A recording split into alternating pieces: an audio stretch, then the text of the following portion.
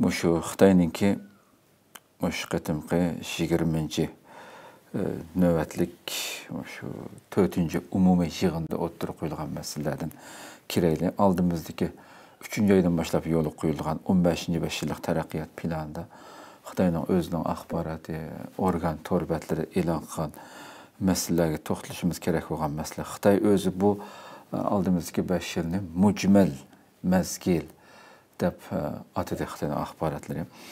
Məsələn, Xinhua agentliyi Xitay strategik fürsətlər, xətərlər və xiristlər bilan tolğan, eniqsiz, mücməl və aldın pərəz qılğılı bolmaydigan amillər köpəydigan bir dəvrə kirdi deb bu şəkildə bədi.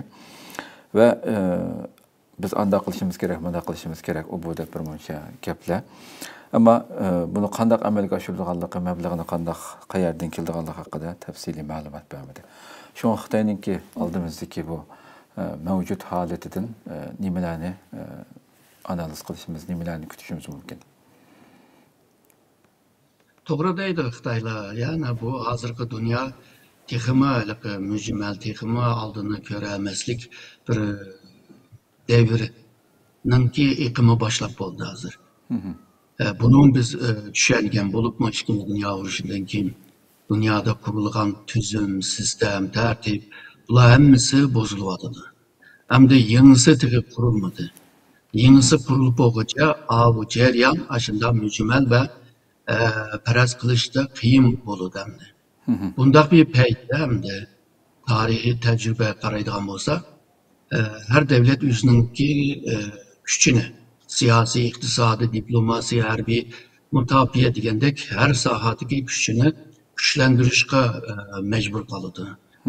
Yani bunu da egishib Xitoyma bu chetda ba'zi tayyorliklarni qilyotdi.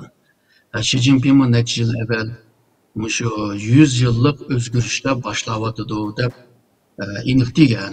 Buni hatto Putinga, yani Rossiya Federatsiyasininki reis bo'lgan Putinga bunday vaziyatda hamkorlikni texnik kuchlantirish lozim deb bu takliflarni bergan o'z vaqtida. Ama bu cihanın bunda bozuluşu yalnızla Amerika, G'arb yoki boshqalar emas, Xitoyning o'zining kimi bu chetda ba'zi gunohlari bor.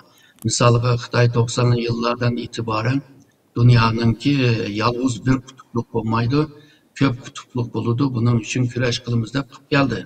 Buna dünya merkez güç acizliğin vaqtida boshqa kuchlarni o'tirib chiqishga boshlaydi. O köp kutupluk degen nersemdi. İkincisi Xitay yükseldi. Dünyanın ikinci iktisat güçüge iyi oldu. Bu iktisat güçüge tayinip durup teknoloji deyimiz, harbiy jettin deyimiz, kural işlep çıkarış jetti deyimiz. Hemmisinde bir yükseliş oldu. Bu yükseliş bile hoşum devletlerini ensireshga sağlandık. Macianını soravatkan Amerika ve G'arbni ensireshga saldı. Şununla bu cihanın bunda tertipleri, tüzümleri bozuluşunun bir sebebimi Xitoy özü oldu. Ama Xitoy muşundak bir cihanda, yani muşuna çeçilen bu bir cihanda kanun tanımaydigan, tüzüm tanımaydigan bir cihanıga karşı qandaq tayyorlik qilish chetda bayasiz degandek bizga aniq bir gapni deb bermayotdi. Ama hozirgi shu jahondagi bu qaylanqanchilikqa qarshi qattiq bir pozitsiya bilan qarshilayotdi.